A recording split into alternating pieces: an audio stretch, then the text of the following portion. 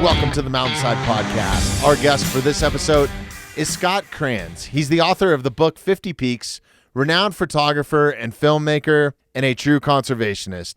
I thoroughly enjoyed having Scott on for this episode. We discussed many different things, and we both shared our passions for the outdoors and what it has to offer. I think one of the most incredible things about Scott is he left a very lucrative career to chase his dreams and passion in being a freelance photographer and spending a majority of his time in the outdoors where he feels very connected. This was a great conversation, and I hope you enjoy.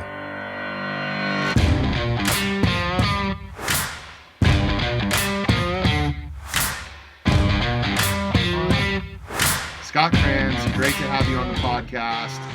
Big fan of your work, and thank you for taking some time out of your day to join us. Oh, thanks, Bobby. It is a pleasure to be sitting down and chatting with you today. Thanks for having me. Yeah, man. I'm really stoked to talk to you about all the adventures that you've had in the past couple of years. And, there's a lot to talk about with you. But first and foremost, what have you been up to lately, man? Have you been out shooting? And, this is a crazy time of year with fall. I'm surprised you're actually taking the time out of your schedule to record with us. Oh, well, it's my pleasure. Short answer is yes, I have been out shooting. I actually just caught sunrise in the mountains here in the Cascade Range. I'm based in Seattle, but short answer is it's been a busy summer and fall. I'm kind of wrapping up the busyness and kind of gladly accepting a little bit of downtime going into October and November. But as of late, I've been shooting a ton, and it's been in some fantastic spots. I just wrapped up travel in Alaska, in southern Idaho, and then I actually made a visit back to Minnesota, my home state, to see some family, but also to check out the North Shore. But it's good to be back in Seattle and to be back in my mountains here. Yeah, man, the Cascade Mountains and that whole just northwestern region has played a special spot in my heart, man. I've been fortunate enough to spend some time up there, and it is a really cool spot. It's a lot of larch trees there, right? Yeah, the larch, and that's, at the time of, us having this conversation, the quote-unquote larch madness is happening, that, the subalpine larch and the tamarack are glowing gold with the peak colors right now. They're here. It's generally on the east slopes of the Cascade Range is where we find them. It just requires that drier climate, and kind of environment to grow. So I generally don't see them on the west slopes of the Cascades or in the Olympics. But everybody, most everybody or tons of my colleagues and other photographers and friends are out, trying to get a glimpse of those golden larches at the moment. But, their days are numbered. It doesn't take too long before the wind and the snow, ends that show, and then you're off to winter in the mountains. Yeah, it's epic when you do catch it, though. It's stunning. It's like the aspens here, but it's almost it's a little bit different level because there's so many large, like a large forest is pretty much a large forest, right? Like aspens will be these groves more like, right? Wherever there's water. So it's incredible. I was fortunate enough to catch it one time. I used to do rock and roll touring, and just happened. I always carried a camera with me. That was like photography was one hobby that I could do while I was on the road. And, being able to catch BC or, that Northwest region during that time is pretty incredible. Yeah, even though it's not where I grew up and I just moved here in 2013, it's very much our home, and I couldn't imagine living anywhere else. But speaking of Colorado and the Aspen Groves, I swear I've been very privileged to visit many Western states and, and photograph there. But I swear, I don't know why it is, but Colorado has been one of the Western states that I've visited very infrequently. I've only been there, I swear once or twice. And again, I say that with great privilege to be able to travel as much as I do. But I need to come visit your home state and see those aspen and play in your mountains there too eventually. Absolutely, man. Come check us out. The studio is actually here in the mountains. We prefer to record in person. which is the best, but yeah, it's incredible this time of year. My favorite thing is the elk rut. I like to shoot. I still dibble dabble in photography, not on a professional level by any means, but I enjoy capturing a moment, so I like shooting action sports, landscape. I enjoy, but wildlife photography is one of my favorites. And where we're at right here in the mountains, it's a lot like Estes Park. We're not in Estes Park, we're in Evergreen. But there's elk in town every day, and they start bugling, and the leaf starts to change, and then we get a lot of moisture. And I found that I really like shooting subjects when they're wet. I don't know why. Yeah. But it's just like it accents the colors, and you get all this different stuff, going on. So yeah, it's an epic time of year to come here, and I would love to show you around. And your photography level or skill set as a photographer is top notch, man. If whoever's listening to this that's not following you on Instagram, they absolutely should be. And what you're showcasing and how you do it and what you give back to too, I think is really cool. And that's the main reason why I wanted to have you on, and I'm excited to talk to you today. Can we talk a little bit about the Cascades, just because, like I said, it's always a place that I've envied people that live there. I love the Seattle area as well for the food, the culture, just being around all that, and you have just these epic mountains in northern Washington going up into Canada. I'm not really sure, is Banff part of the Cascade Range, or is that more of the Rocky Mountain Range? Because it's kind of, it's a bit more east, right? Yeah, I believe Banff is Canadian Rockies. But I appreciate those kind words. And if the question is, can we chat about the Cascades? The answer is, and will always be, yes, yes, yes. Awesome. If I could talk and think about and be in and move around in the Cascade Range for every day for the rest of my life, I would be the happiest man on earth. So yes. Sure. And we want to tag responsibility. You know what I'm saying? Like, we don't want to just blow up a place, but we have everybody that listens to this podcast, or most of the people, are people that are thinking about going into the mountains, want to explore national parks, want to get out. They want to help conserve that. So that is a very much a big part of our audience base. If you had somebody going into the Cascades, do you have recommendations on where to start, or how to find out what best suits their skill level, that sort of thing? Because you have a ton of mountaineering experience as well.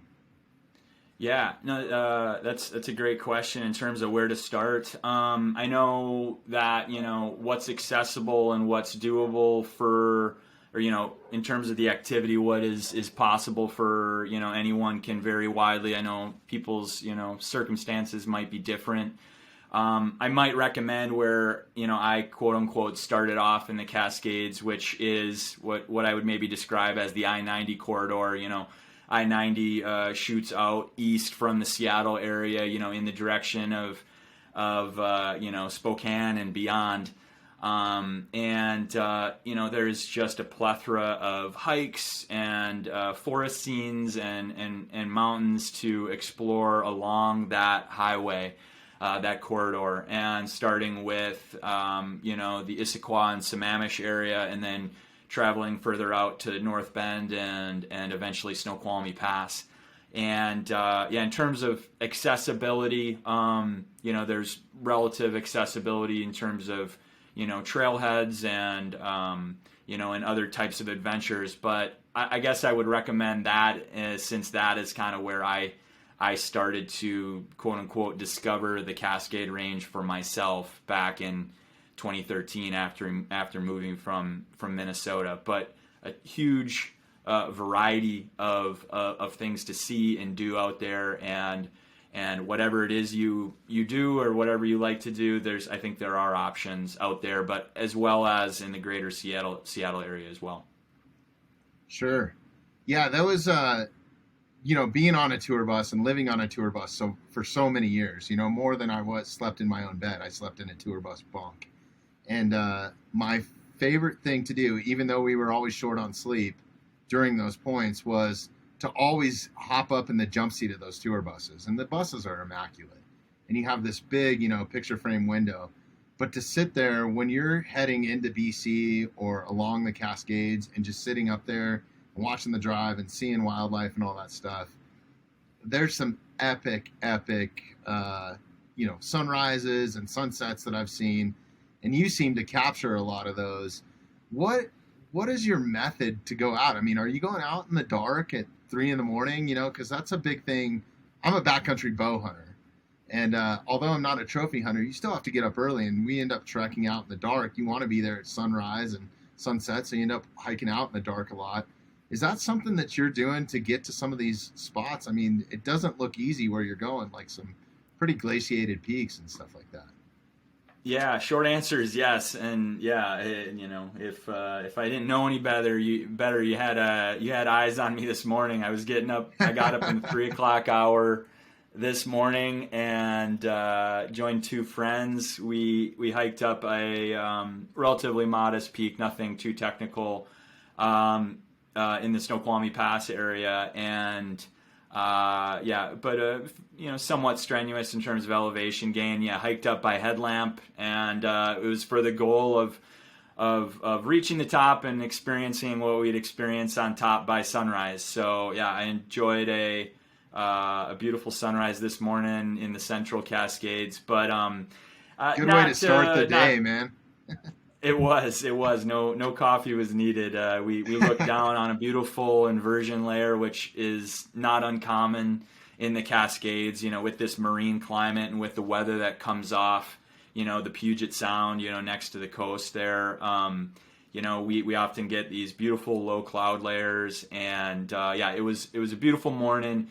But more generally speaking, yes, short answer is I'm constantly looking as a photographer and someone who's always hoping to improve and grow in my art and my photography and video as well. It's always a beautiful thing to shoot in I'd say softer light around sunrise and sunset, as you know. So whether it's getting up in the 3 o'clock hour and hiking in by headlamp for a sunrise, or rather catching a sunset out there and hiking out by headlamp, or otherwise camping up in the mountains. That is part of the job, so to speak, and I don't even want to call it a job because I couldn't love it more. But doing that, it's hard to get up early and hard to head back late, or hard to lose sleep out there, but it's fun, and I never really regret it.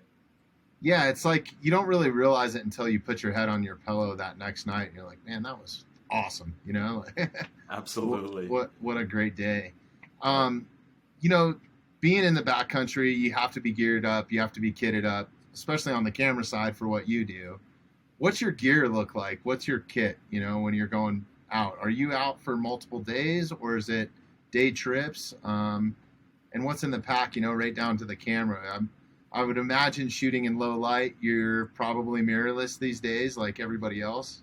Yeah, all the above, whether it's a day trip or a multi-day, partial day, full day, multi-day trip. I do all of the above, and and it can depend on the season and can depend on the particular activity, but really any of those and all of those are on the table for me. In terms of gear that I bring, I really try to do my best in terms of the essentials. It might not be that on every outing I'm bringing all 10 of the 10 essentials, but you make, as we get experienced out in the mountains and in our outdoor spaces, we develop a sense of what's needed and what's not needed under the circumstances. At the same time, in terms of like safety gear, for example, I'm almost always carrying an inReach, a means to communicate and God forbid hit an SOS if needed. I've never had to do that to date, knock on wood. But safety gear, of course, that and the 10 essentials.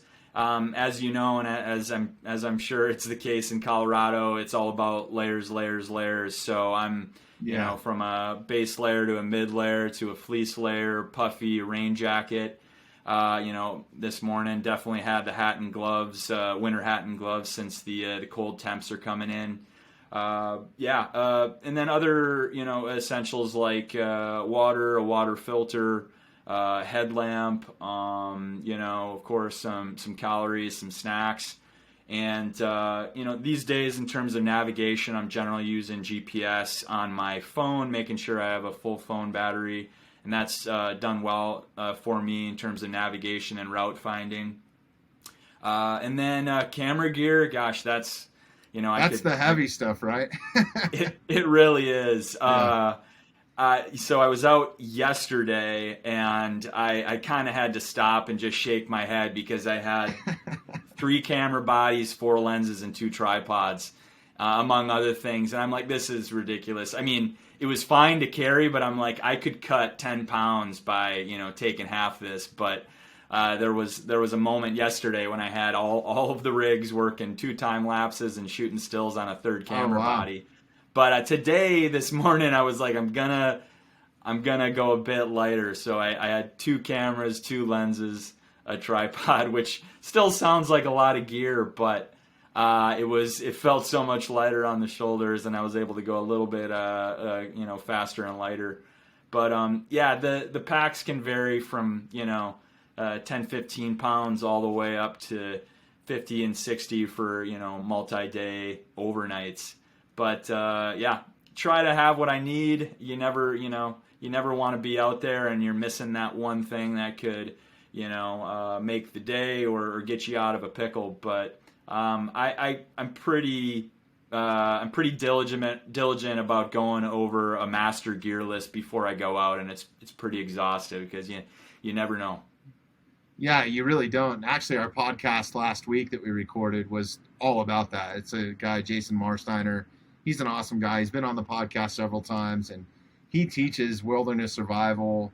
But then they do like wilderness first responders. They do all these different courses in class just to make you be that much better in the backcountry navigation, all that sort of stuff. So I think it's super important, especially if you're just getting into it. There's a lot of things that can happen to you. Incremental weather's like one of the main killers. I think lightning's number 2 or something like that. And then it's not your typical animal attacks or what you would think is going to eat you in the forest. It's typically weather or lightning or something like that that'll get you. So yeah, and then going into winter, avalanche safety as well. And I know these can all be scary things to anybody who's getting into their local outdoor scene or in their local mountains. But and it can be a little daunting at first, but there's gotta take it seriously. And I totally agree. There's definitely perils out there, so always proceeding cautiously.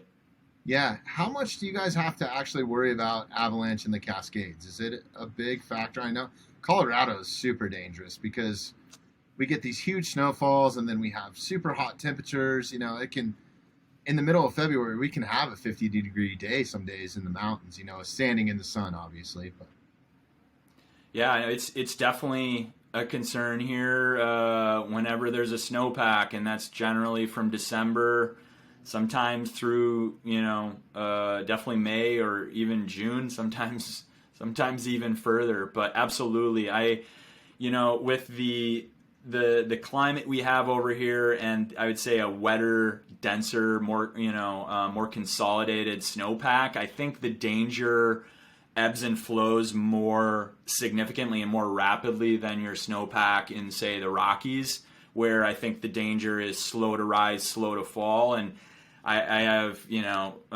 friends and colleagues, as I'm sure you do, and as I'm sure you've experienced yourself, where there all of a sudden is a persistent deep layer in that snowpack in the Rockies that lingers for weeks or months, and I mean that can be half a season sometimes. So I feel you on the snowpack in the Rockies, and I although I don't get that the cold blower snow for skiing often out here, I am sometimes thankful that the danger is quick to fall after it goes up sometimes. But wherever you are, definitely gotta make sure to check that forecast and gain some skills, and whether it's through formal course or colleague or friends, know before you go. You know. Yeah, for sure. No, I think that's the biggest thing is just being prepared and having the right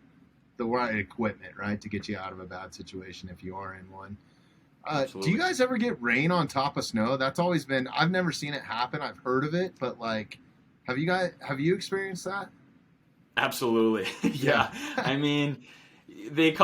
Sometimes they call the snowpack over here, the Cascade crust, or the Cascade, the cement. But yeah, it's, it happens every year at, various elevations or altitudes. I mean, that rain on top of the snowpack is horrible for skiing or even winter travel, because you break through that crust and you post hole, and it's makes the travel right? rough. Yeah. As a photographer, I kind of chuckled when you asked that, because as a photographer, it can, in my opinion, create some beautiful visuals. I think they're called runnels when the rain falls upon the snowpack and it creates these lines in the snow. It's very surreal looking, and some among my portfolio of images and photographs, a few of my favorites that have come to mind are images of that exact event, of some runnels that again are created by rainfall on the snowpack, and it's almost like a Dr. Seuss kind of look-alike scene where there's lines and squiggles and swirls in the snowpack, and it's visually beautiful and compelling. But in terms of skiing and otherwise moving through it, real rough and real slow going. Ice moguls. Yeah, no, I've noticed some of those photos, and that's why I kind of had asked, because I was like, I'm sitting there in my mind going, how is this even created? Because we don't get that in the Rockies. I mean, it can rain, snow, and, sleet all in the same day here, but it's generally during the fall and spring. In the winter, we just get snow or nothing, you know what I mean? Occasionally we'll get the thunder snow and all that sort of stuff, which is cool. But, no, I was curious, and I guess you answered my question on that. Yeah. Your pros books. And cons to it. Yeah. Some of those photos are in that 50 Peaks book, right? That you created?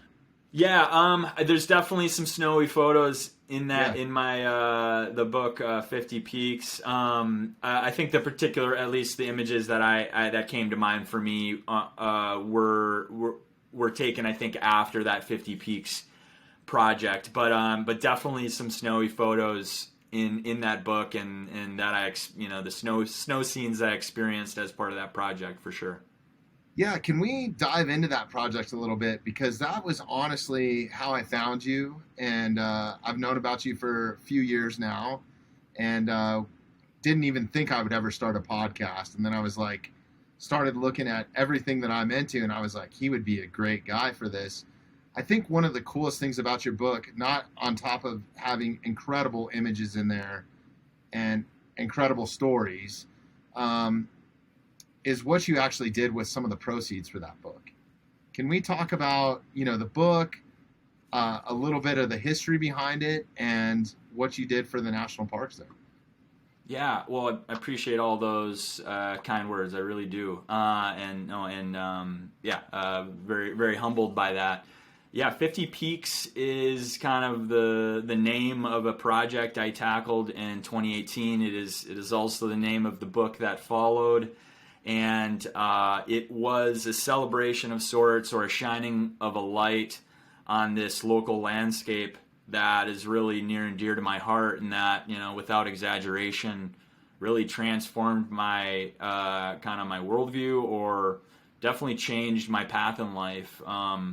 When I moved from Minnesota to Seattle in 2013, I maybe at the time would have described myself as outdoorsy, but in hindsight, not really outdoorsy at all. And really, I really didn't dive into the outdoors truly, or experience the outdoors on a really personally meaningful level, until I moved out here to Seattle in 2013. And, within that first year, I slowly discovered these mountains, the Cascade Range, and in particular the North Cascades, very much captivated my imagination and really drew me in.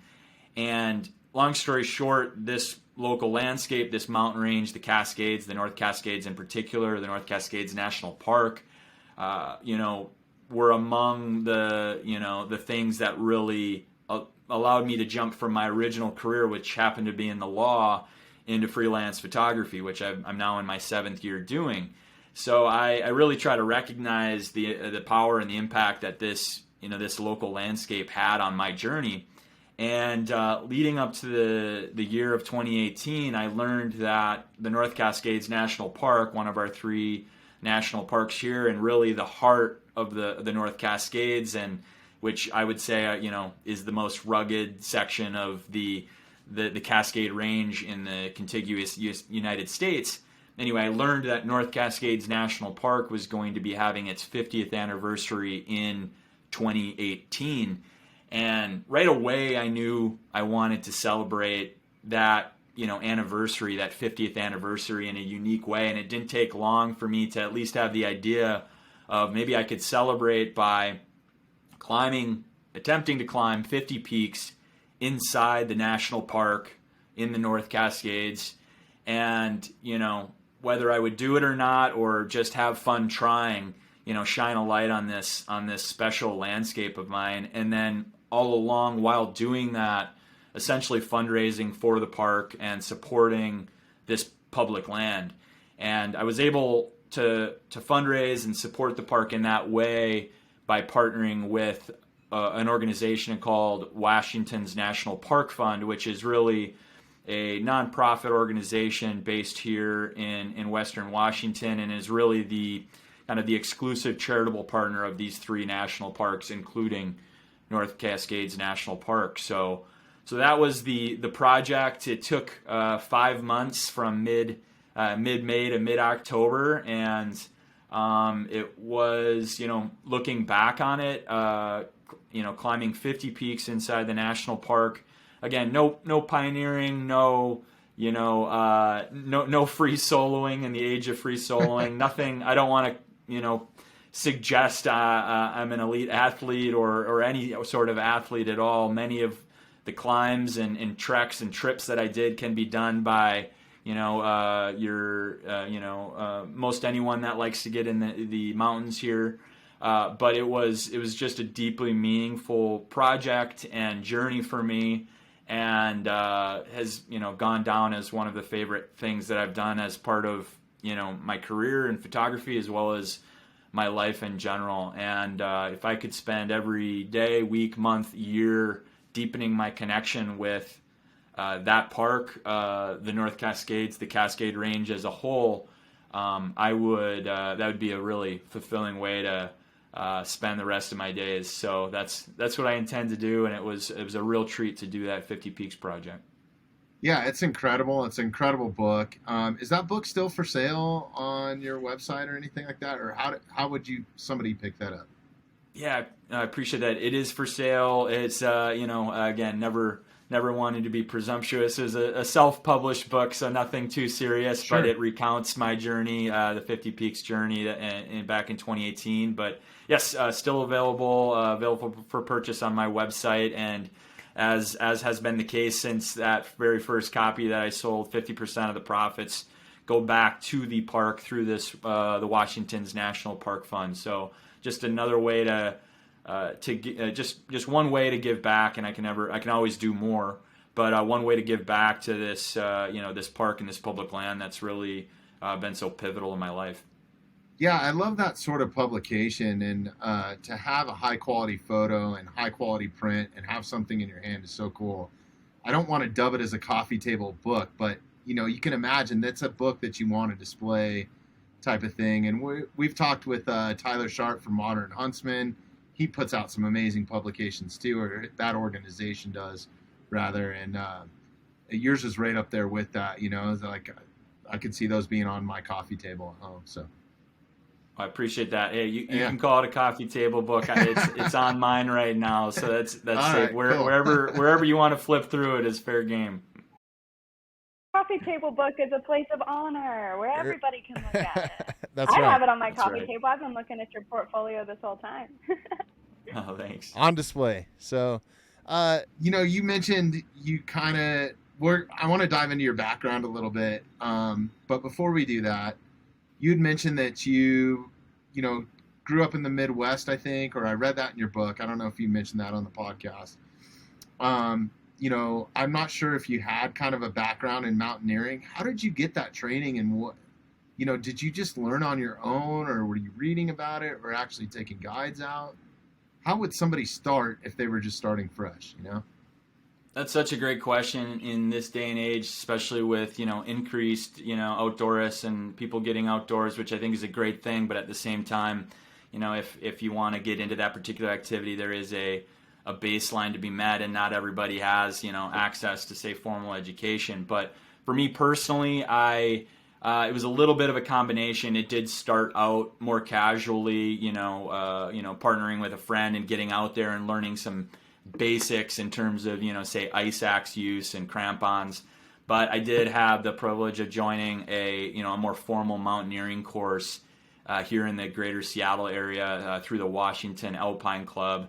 And again, huge privilege and opportunity to do that. That was back in 2014, kind of the first 12 months of being here in Washington State after moving from Minnesota. But absolutely no prior mountaineering experience before moving to the Pacific Northwest. Very occasional hike, probably most likely when I traveled outside the Midwest, maybe a hike or two in the Sierra, and maybe abroad.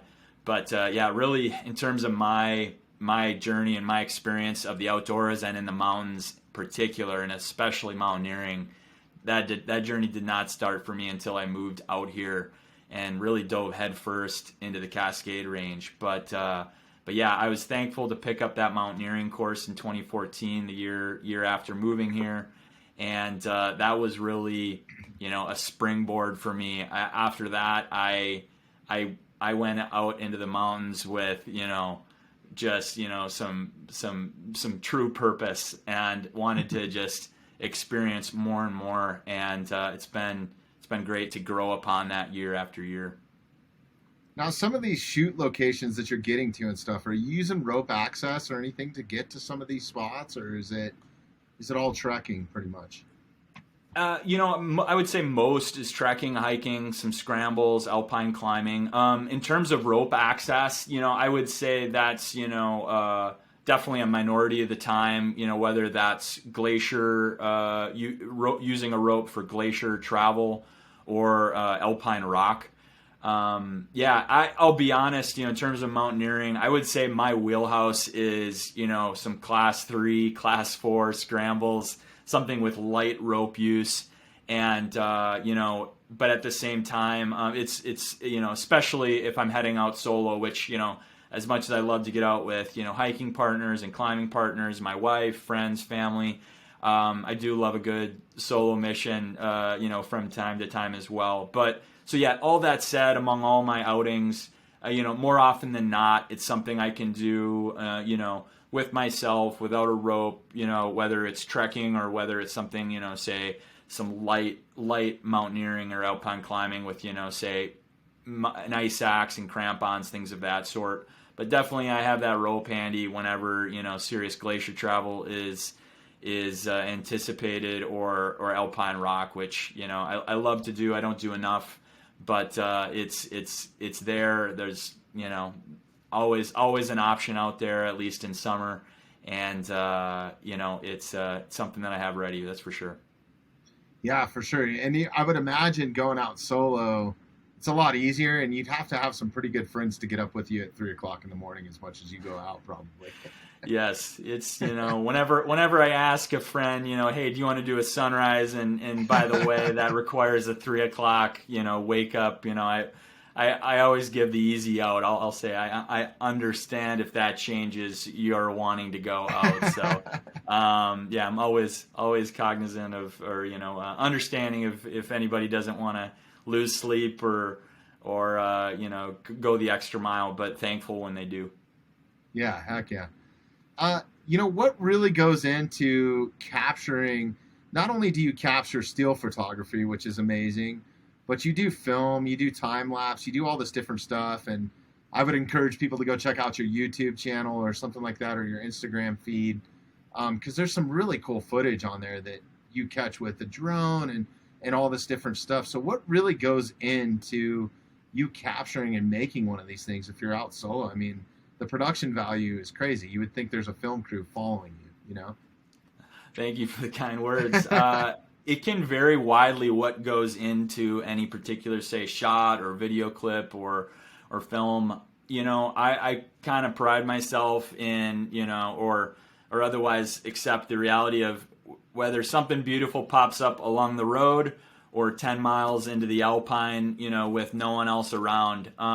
You know, I'll be happy to capture and document and share that beautiful thing, that landscape, that, you know, that sunrise, that sunset, that, say, that, you know, wildlife encounter, whatever it may be. I will document it, whether it's roadside or deep in the Alpine. So, you know, and so as a result of that, my kind of photographing and capturing my outdoor experience in, you know, a variety of settings, what goes into it can vary widely. So there are definitely times when, you know, I'm, you know, aiming for a more of a casual, you know, creative process, or maybe I'm even location scouting where, you know, I have my camera on that passenger seat and, you know, it's kind of stop and go and, you know, take in the surroundings, capture a shot here, take a mental, you know, a visual note, so to speak, here and there. And then there's other times, yeah, where it's a hike,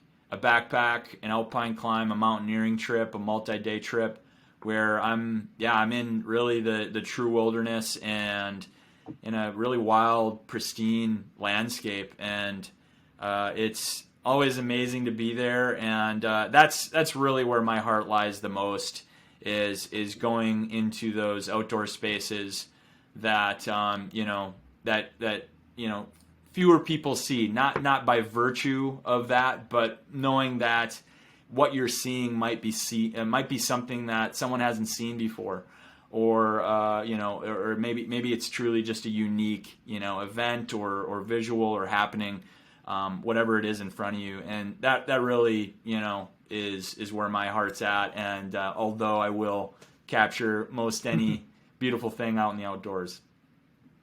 Yeah, and I would imagine that you have some stories behind getting to some of these spots, and as much as you're out, right? Like, have you ever had any crazy moments where you've had, you know, something happen to you out there on the trail, or interactions with animals? I mean, can you elaborate on some of those a little bit? Yeah, I have a few stories, as I'm sure we all do, and I'm sure you do too, when you get out and you just probably the memories pop up in your mind of that one thing that happened, or that epic day, you know, that trip that turned into an epic and, you know, unintended overnight, things like that.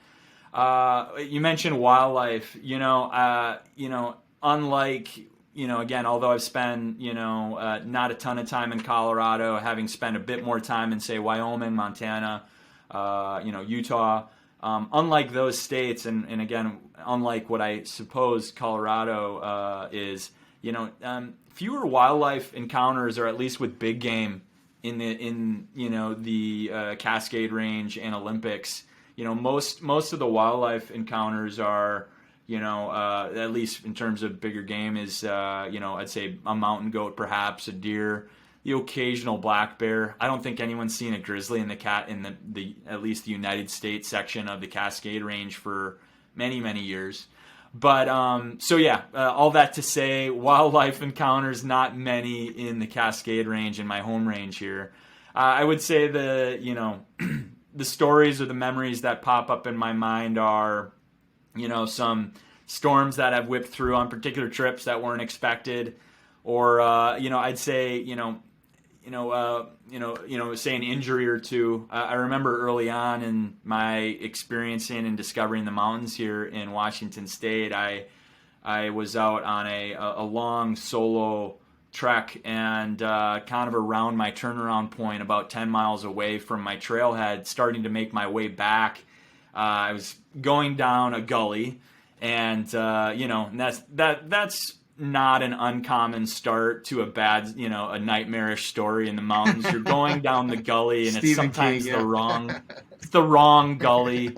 And long story short, slipped, caught myself, and lacerated my hand. I won't get into the details, but long story short, fairly serious cut that had to be really, I didn't, obviously have to tourniquet anything or anything like that, but long story short, I had to hike out 10 miles and in very serious earnestness, and go immediately to the nearest emergency room, which was probably in a little mountain town.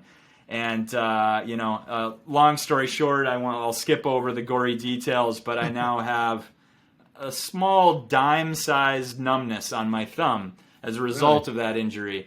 I can say I'm fortunate or lucky enough to have that be my most serious injury. And again, I got to knock on wood, because more serious things can happen out there, and you have to be humble of the power of the mountains. But at least in terms of my journey and the hiccups that I've experienced, I kind of like to think of this little dime-sized numbness that I have on my thumb, which resulted from that injury, is a reminder to listen to my gut and never turn your, never kind of disregard your gut when you're out there. Listen to it, trust it, and act upon it, because the mountains will always be out there, and you can always come back, as so long as you hike out and climb out safely. Yeah, absolutely. If you start getting that sixth sense, we just talked about that in the last podcast too. It's like there's probably something wrong, or something is going to go wrong. So just heighten your awareness a little bit. And yeah, like you, I have a few scars and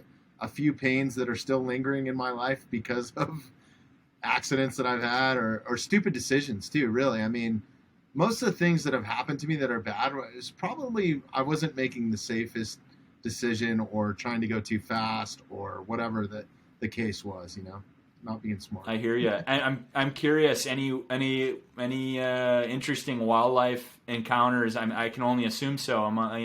You're being where you are and hunting, and among other things. Yeah, actually we just had one this year. We had a deer down, and actually super close to home. It's not in a national forest or BML land. It's on private land, and it's basically 350 acres that's untouched. You cannot find a more wilder place in a subdivision type setting in the mountains, right? Now I'm talking about mountain subdivisions. There's some spots of country around here that there's no way that you could build a house on it unless you moved an entire mountain, right? Because it's a lot of cliff faces, not a lot of flat ground, and stuff like that. Unfortunately, some friends of ours own that property, and they understand the ethics behind hunting, and they like the way that I do it, so they let me hunt on there, and some of my family members.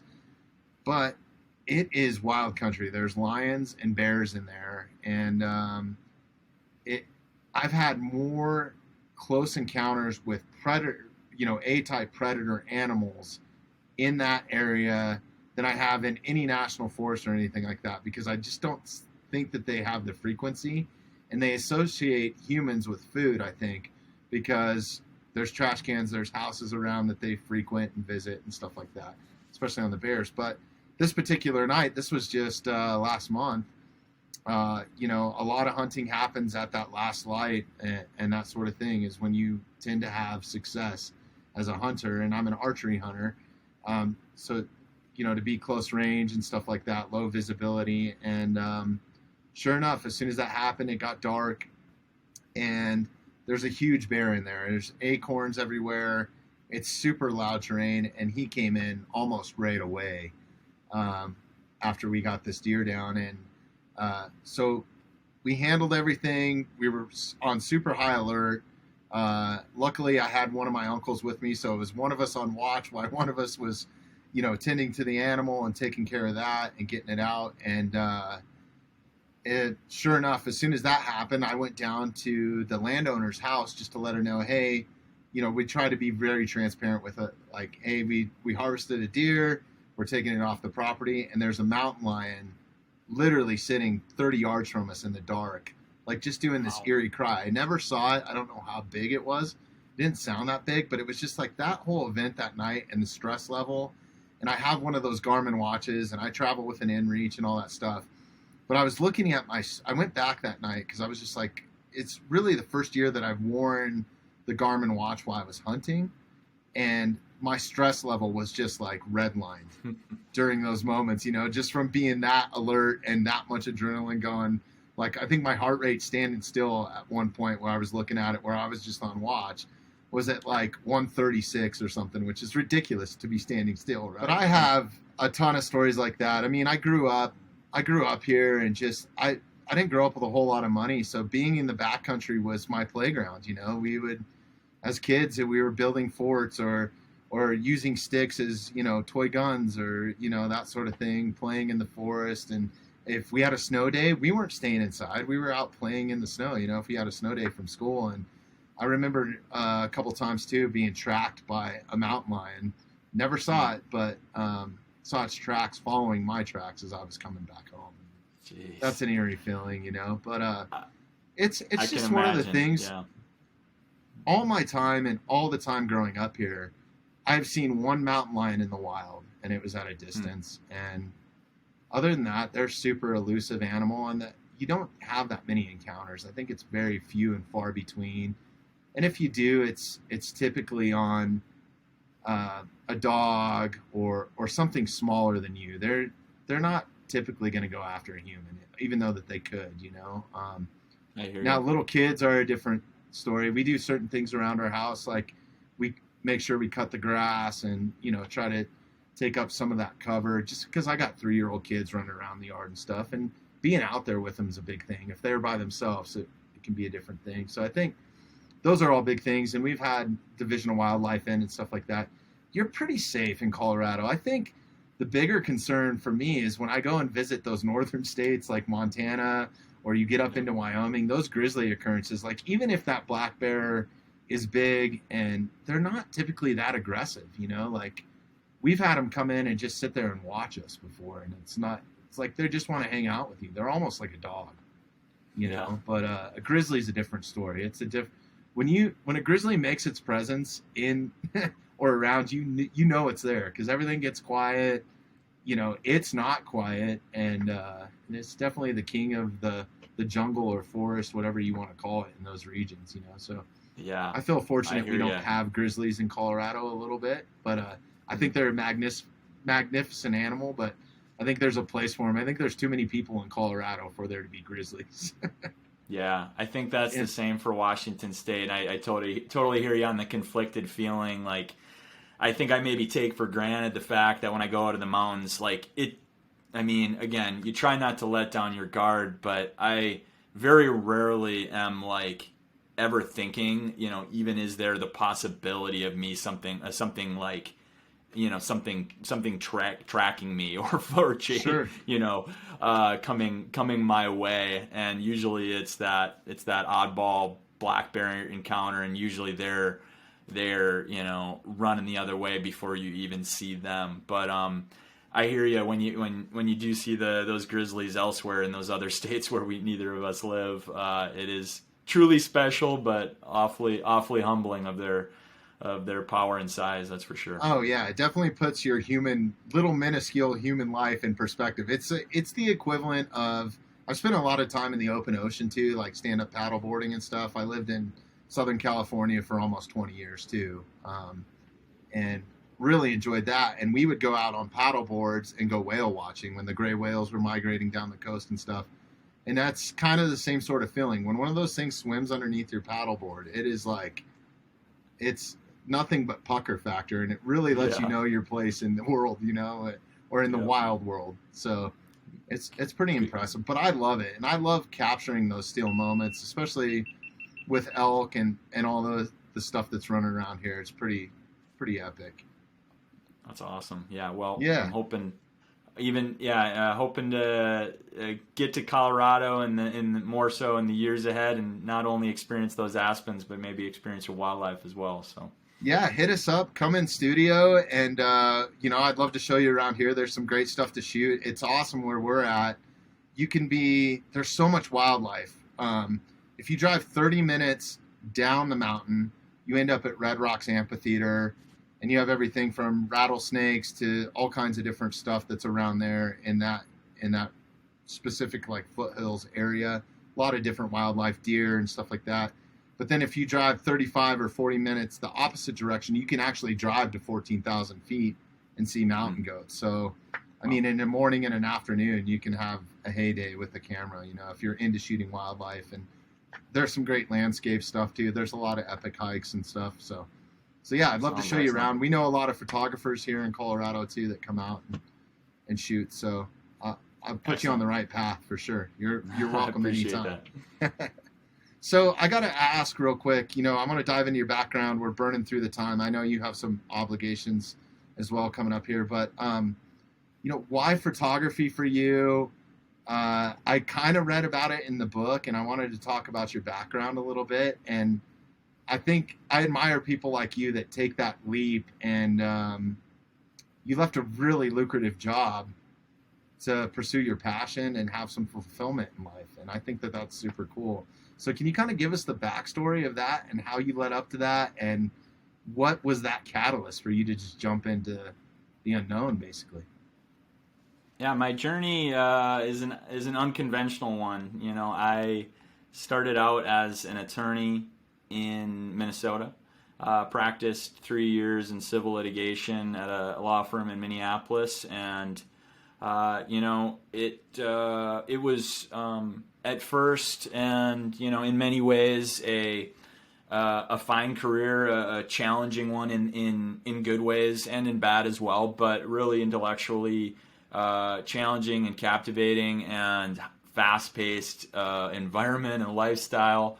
You know, after 3 years of practice in Minnesota, you know, we made the move here to Seattle, and you know, obviously leaving in family and friends, and not you know, not really knowing what this new, you know, home in Washington State would be like.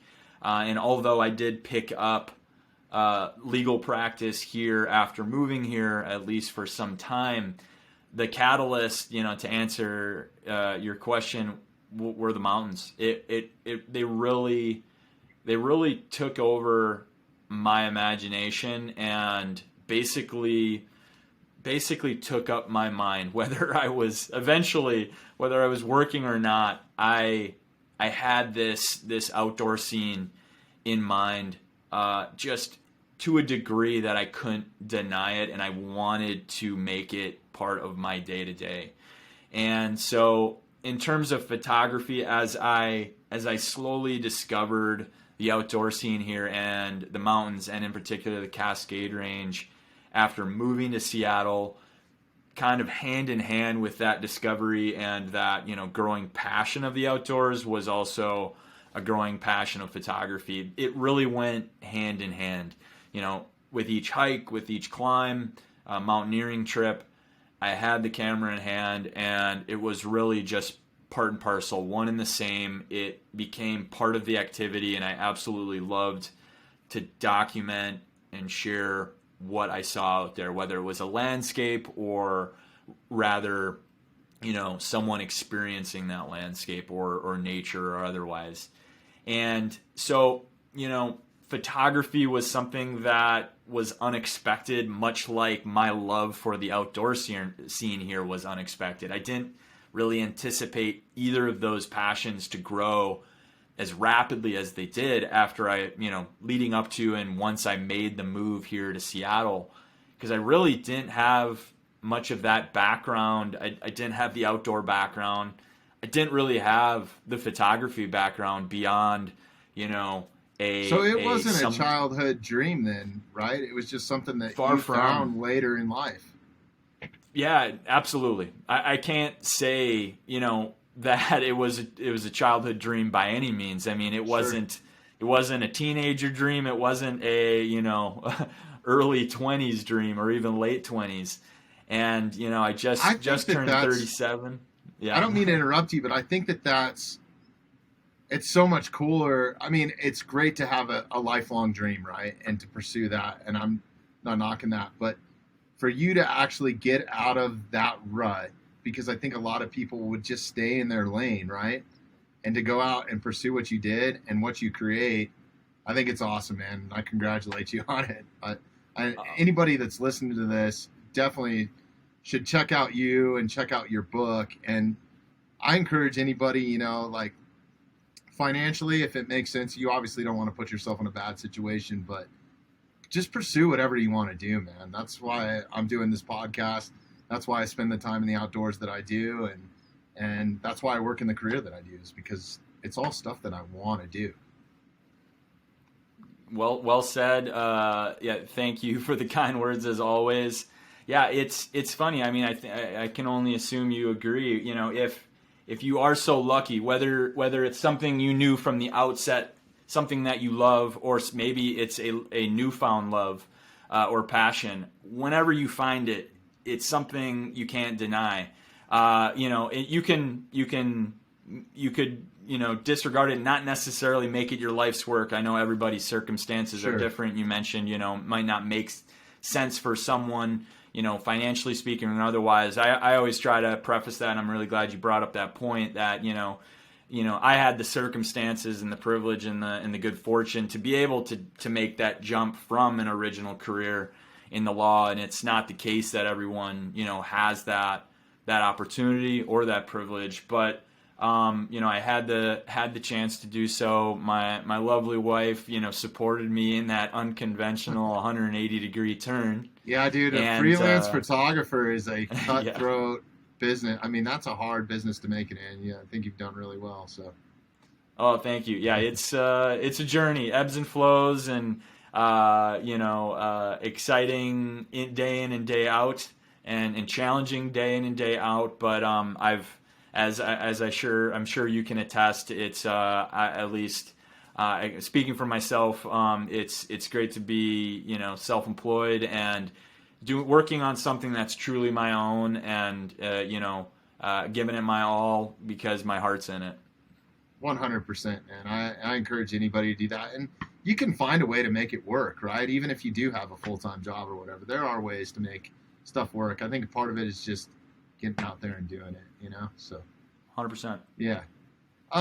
Your background, you said you grew up in Minnesota, right? Were your parents into photography or outdoors or anything like that, or did they push you into law school, or how did that all kind of come about?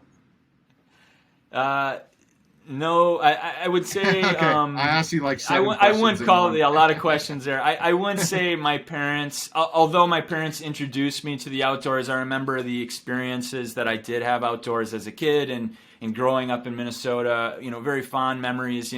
There were camping trips, there were some hiking trips, there were experiences in parks and other natural areas, and absolutely my parents and family and friends were all.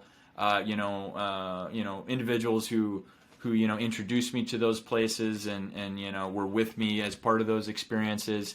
No, they did not push me into law school. I was actually a first generation attorney. I think, really no one, at least definitely not in my immediate family, and virtually no one in my extended family was an attorney either. My path into law was a little bit unconventional, not to get too far into the weeds, but long story short, sure. I had the fortune to go to college and university in central Minnesota, and the good fortune to do that. And, I didn't know what I wanted to do. I happened to find the study of philosophy to be very compelling. And that was actually one of the first things that really captivated me and really excited me intellectually. And long story short, approaching the end of college, I really had a kind of a fork in the road, at least as I saw it.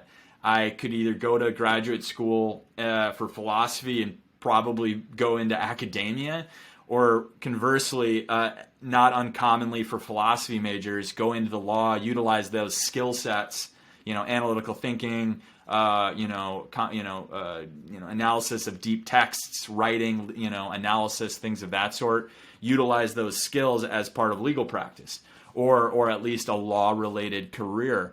And I chose the latter. And I sometimes wonder what life would have been like had I chose the former option, going into philosophy graduate school. I can only imagine I wouldn't be a photographer in Western Washington if I had a crystal ball. But Sure. I chose law school, even though it wasn't necessarily something like, oh, I've known I wanted to be a photographer. No, that's not the case. So, you could say I was kind of, kind of blowing in the wind, so to speak, whatever you want to call it. But, I tell you what, even though my journey is a bit unconventional and it might be safe to say that the law isn't directly transferable to outdoor photography. It's been an awesome journey, and I wouldn't have it any other way. And it's been a really fun ride. That's epic. Where all have you gotten to travel and take your cameras with you? I know you've traveled around quite a bit, just looking at some of your photography. What are some other places outside of Washington, the Cascades, those bigger regions? Where have you been?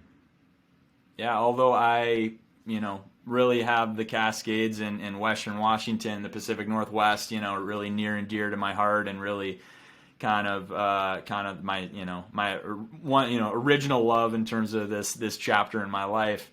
I have, again, I've said it before and I'll say it again. Huge privilege to have traveled the world. In 2017, I had I had the opportunity to visit all 7 continents, and ending with trekking with All the in 1 year? penguins in Antarctica. Yeah. No So shit, that's awesome, I've been an amazing ride to travel to the places I've been to, and to be honest though, despite say the worldly travels, I absolutely love the American West. I would, Me too. If I could, I'd just road trip through Oregon, California, Utah, Arizona, Montana, Idaho, and I got to add Colorado to the list. Yeah, man. I'd do that for the rest of my days. Of course, coming back and paying a homage to the Cascades here and this mountain range that I fell in love with originally.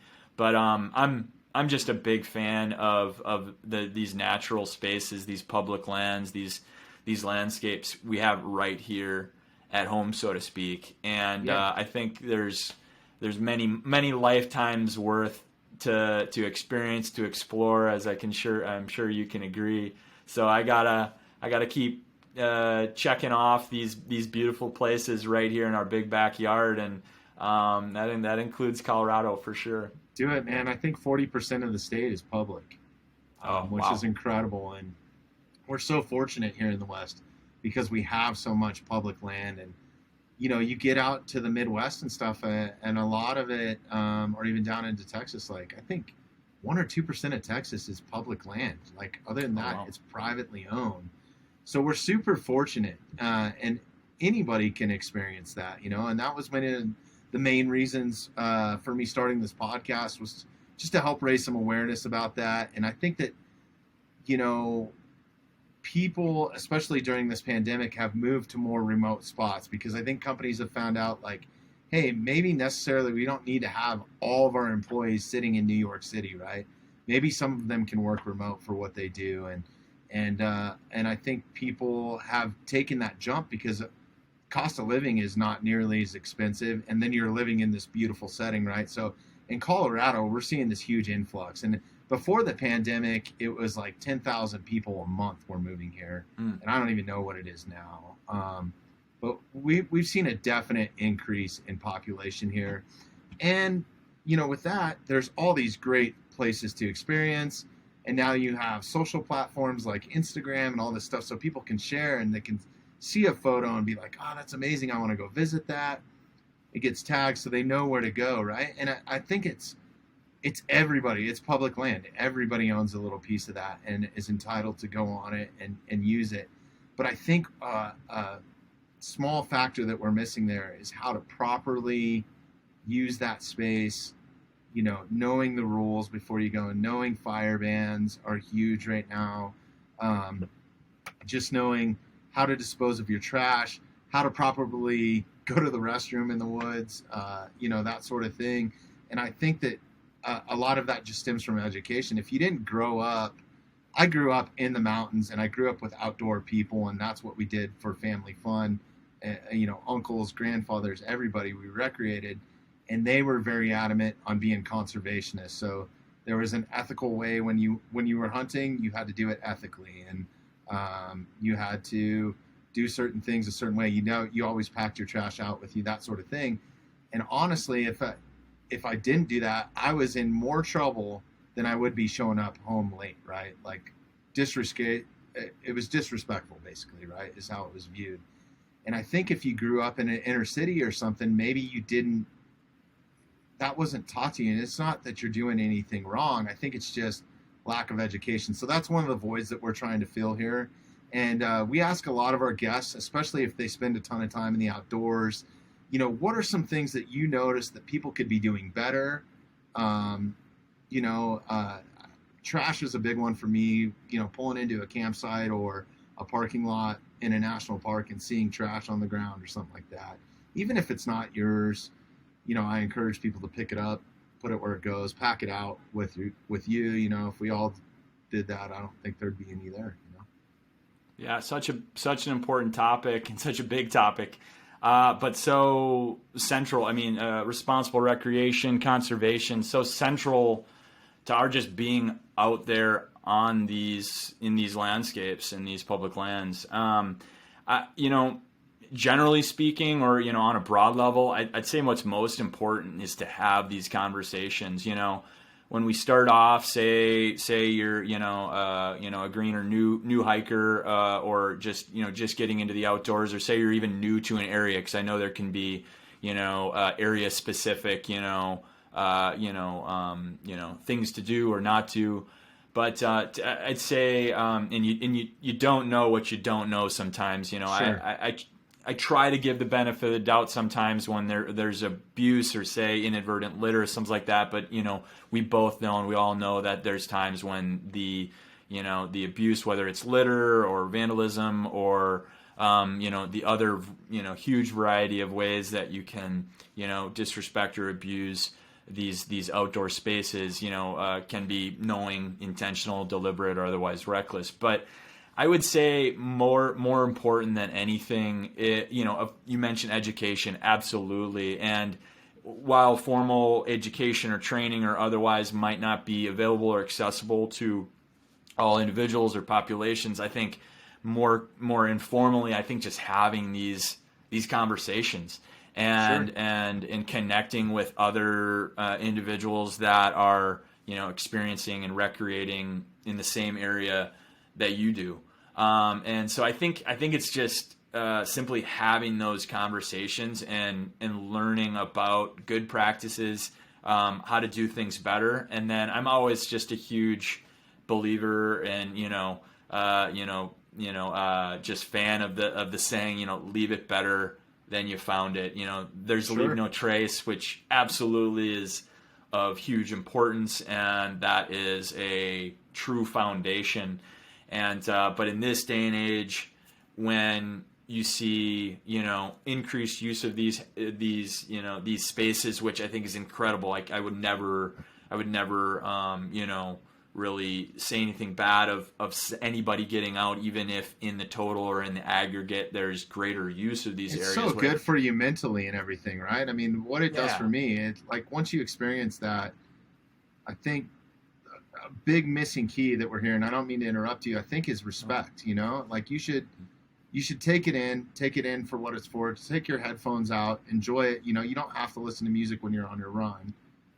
Maybe just take it in a little bit. And for me, that helps me respect it a little bit more. Being able to sit on a quiet mountain and have birds chirping and that sort of thing is it's special to me.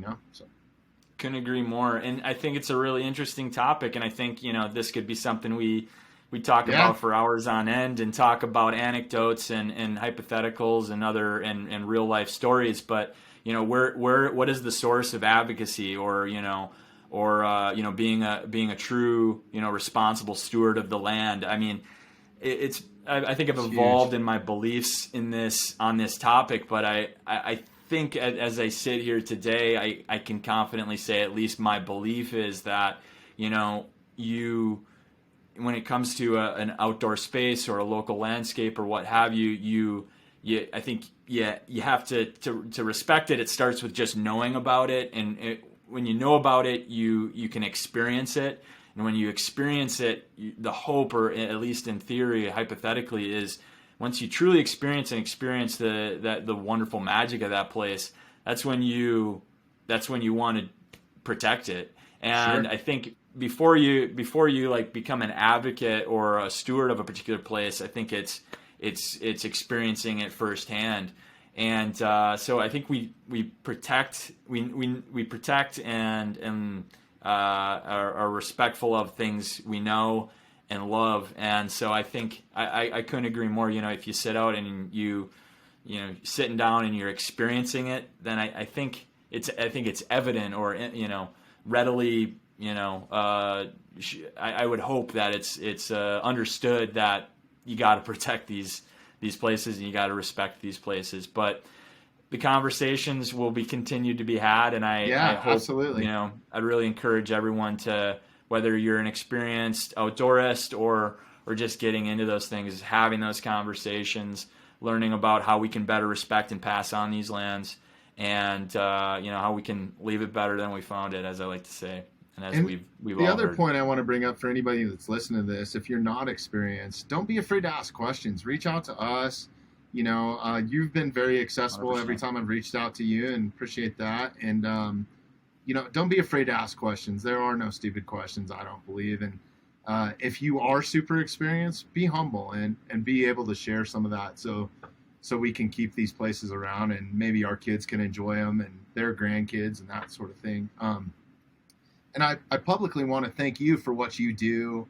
I think photography, especially right now, with Instagram and all these social platforms, is one of the biggest ways to raise awareness, because when somebody sees something beautiful, if you can put that, and then you can put a little backstory in it behind text, and then take it a step further and do what you did, as far as like creating a book and helping contribute back to that park. I think if everybody could contribute a little bit more, if you have the means, do it. I think that it'll keep these places around and keep them that much more special, and keep them to what they were originally intended to be, if not better.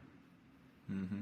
Yeah, it's deepening that connection with Yeah. that local landscape viewers. I think we can always deepen those connections, and I think when we have that deep connection and that sense of identity with those places, like, you will be that advocate for that place. You will be a steward of that place, and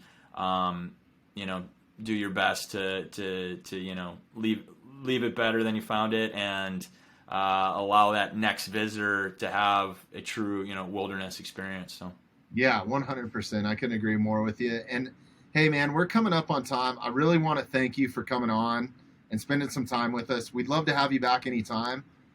Maybe next time we can do it in person in our studio. It's so much better than doing them virtually.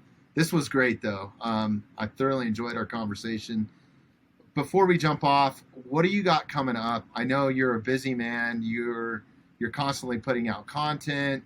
Is there another book on the way? What's going on with Scott right now? Yeah, well, first off, I just want to say it's been a pleasure to sit down and chat with you, and just honored to have the conversation. And these are great conversations to have, and absolutely next time we'll do it in person, hopefully in Colorado when I'm visiting. So that would be great. In terms of what next, I'm very gladly back in Washington State, and should be mostly around, with the exception of a few trips and travel and project elsewhere, but by and large here in Washington State, which I'm thrilled about. If anything has been clear from the last hour, I'm in love with this local landscape and the outdoor scene here in the Cascade Range. So I'm excited. I need to make it up to your neck of the woods too, so it's on my list. You should, and when you do, please reach out. I absolutely would love to get out there with you, or if anything, show you around or make recommendations. But yeah, settling back into Washington. There's definitely a book on the horizon. I can't say much in terms of anything imminent, but it might be a more traditional book that, features, my photography and my work, as opposed to something that is documenting, say, a 5-month climbing journey in any particular national park. But excited just to settle back in here, maybe have a little bit of a reset creatively, continue with some projects and work, one of which is, relating to, some film work relating to the North Cascades, which will be, a project, going into even next year. And just excited to settle home. Yeah, when you love your home and your big backyard as much as I do, I'm thrilled just to be here. And absolutely. And so looking forward to that. Cool. Well, thanks again. I want to thank everybody for listening. Before we jump off, Scott, let's drop your website, Instagram. I encourage all of our listeners or whoever's listening to this, if you don't know who Scott is, go read up on him and go check out his Instagram. It's amazing. Give him a follow, all that sort of stuff. But let's drop all those handles and places where people can find you, interact with you, all that sort of stuff. Yeah, you can find me anywhere, on any digital space. Primarily my name, my site is, scott-kranz.com. And then, on Instagram and elsewhere in the social universe is my name as well, Scott_Kranz. But like I said, Bobby, real treat to chat with you. Thank you for having me on. Really enjoyed the chat. Thank you. Appreciate your time. Thanks everybody for listening. I really enjoyed this.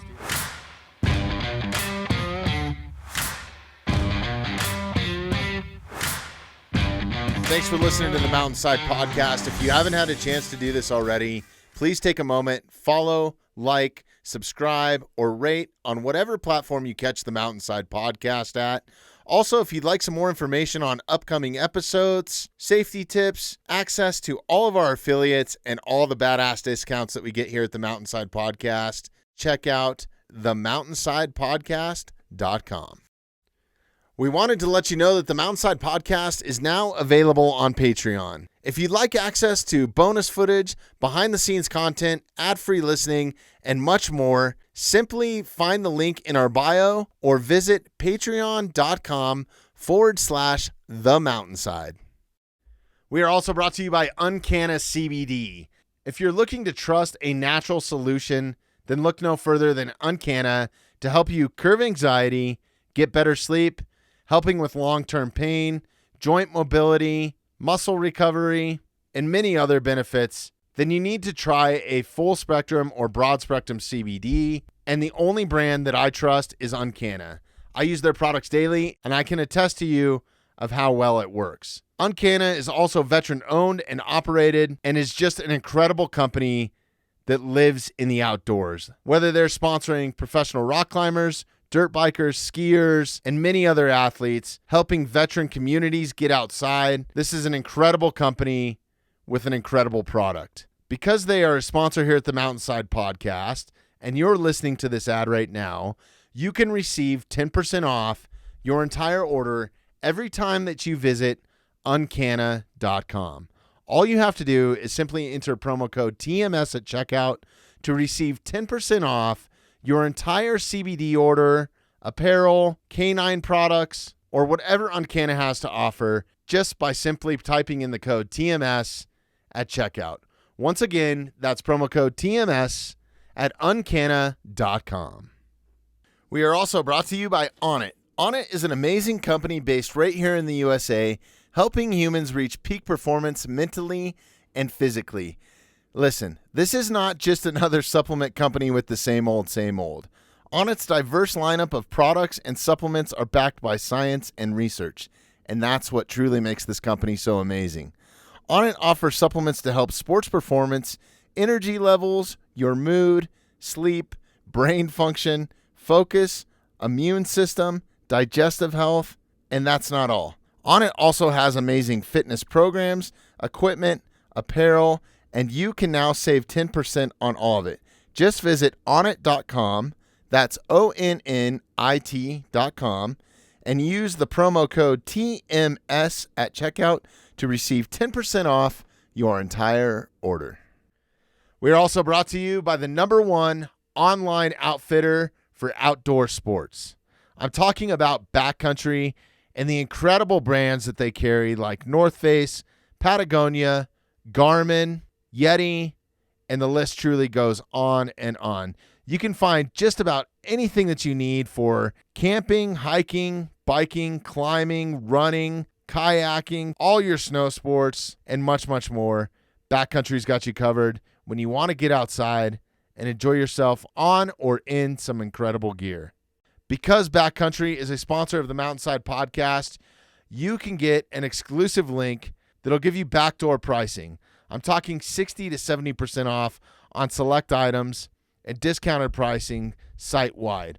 All you have to do is visit themountainsidepodcast.com, click on the affiliates page, and look for the Backcountry logo, or simply open the show notes wherever you're listening to the podcast right now and look for the Backcountry link.